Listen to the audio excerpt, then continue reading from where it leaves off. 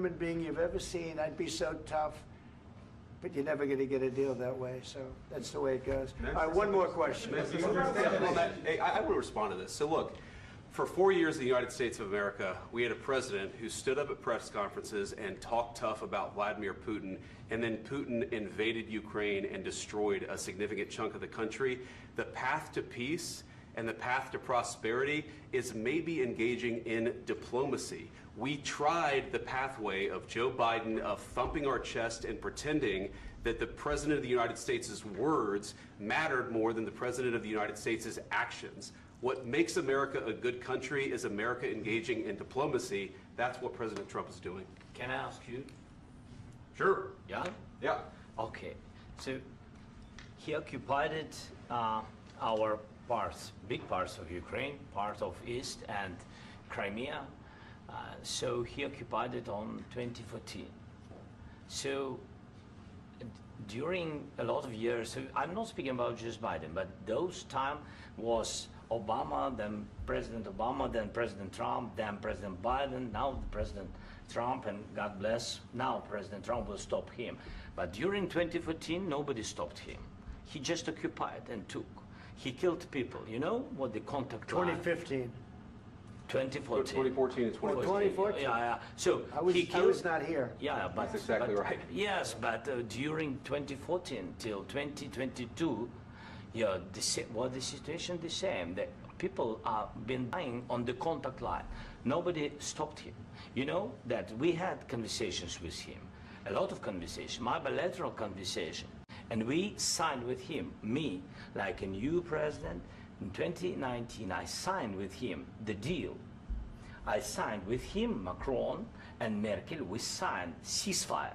Ceasefire. All of them told me that he will never go. We signed with him with gas contract. Gas contract. Yes, but after that, he broken this ceasefire. He killed our people and he didn't exchange prisoners. We signed the exchange of prisoners, but he didn't do it. What kind of diplomacy, JD, you are speaking about? What do you mean? I'm talking about the kind of diplomacy that's going to end the destruction of your country. Yes, but if you Mr. President, with respect, I think it's disrespectful for you to come into the Oval Office and try to litigate this in front of the American media. Right now, you guys are going around and forcing conscripts to the front lines because you have manpower problems. You should be thanking the President for trying to bring it into this conflict. Have you ever been to Ukraine that you say what problems we have? I have been to. Count once. I've actually watched and seen the stories, and I know what happens is you bring people, you bring them on a propaganda tour, Mr. President. Do you disagree that you've had problems bringing people into your military? And do you think that it's respectful to come to the Oval Office of the United States of America and attack the administration that is trying to prevent the destruction of your country? A lot of questions. Let's start from the beginning. Sure. First of all, you war. Everybody has problems, even you, but you have nice ocean and don't feel now, but you will feel it in the future. God bless. You don't know that. God bless. You don't God know bless. That. You will not have a war. Don't tell us what we're going to feel. We're trying to solve a problem. Don't tell us what we're going to feel. I'm not telling you. Because I'm you're in no answering position on to this dictate that. That's Remember exactly what this. you're doing. You're in no position to dictate what we're going to feel. We're going to feel very good. You will feel influence. We're going to feel very good and very strong. You will feel influence. You're right now not in a very good position. You've allowed yourself to be in a very bad position, and he happens to be right about it. From the very beginning of the war. Not in a good position. You don't have the cards right now. With us, you start having not cards. Playing cards. Right now, you don't. You're playing cards. You're playing cards. Serious. You're gambling with the lives of millions of people. You're gambling with World War III. You're gambling with World War III. And what you're doing is very disrespectful to the country, this country. That's backed you far more than a lot of people said they should have. Have you said thank you once? This a lot entire of meeting? times. No, in this Even entire today. meeting, have you said thank Even you? today. You went to Pennsylvania and campaigned for the opposition in October. Offer some words of appreciation for the United States of America and the president who's trying to save your country. Please, think that if you will speak very loudly about the war, you can... He's not speaking loudly. He's not speaking loudly. Your country's in big trouble. Can I Wait a answer? minute. No, Can you've I done a lot answer? of... Your country is in big trouble. I know. You're not I winning. know. You're not winning this.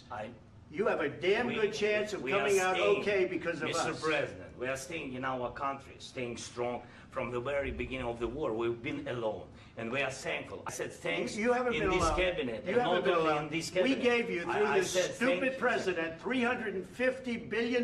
You voted we gave for you your military president. equipment, You and you voted men for are your brave, president. but they had to use our military. What about West? If you didn't have You our invited military me- equipment, you invited if me you to didn't speak- have our military equipment, this war would have been over in 2 weeks. In 3 okay? days, I heard it from Putin. In 3 days, this is something Maybe new. less. In 2 weeks, of course, yes. It's going to be a very hard thing to do business like this. I Again, tell you. just say thank you. I said a lot of accept times that thank there- you accept to that- American people. Accept that there are disagreements, and let's go litigate those disagreements rather than trying to fight it out in the American media when you're wrong.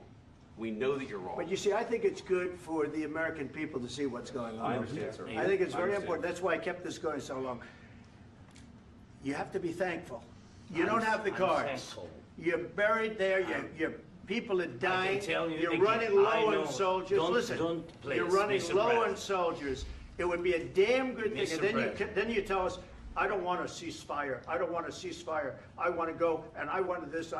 Look, if you could get a ceasefire right now, I tell you, you take it so the bullets stop flying and your men stop getting killed. Of course, we want to stop the war. But you're I saying said- you don't want a ceasefire. But I said to you, I want a ceasefire. with guarantees. Because you'll get a ceasefire faster than an agreement. Ask our people about ceasefire, what they think.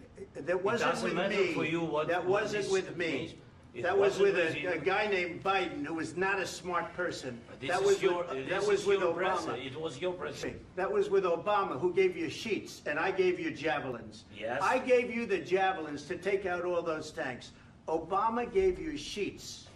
In fact, the statement is, Obama gave sheets and Trump gave javelins.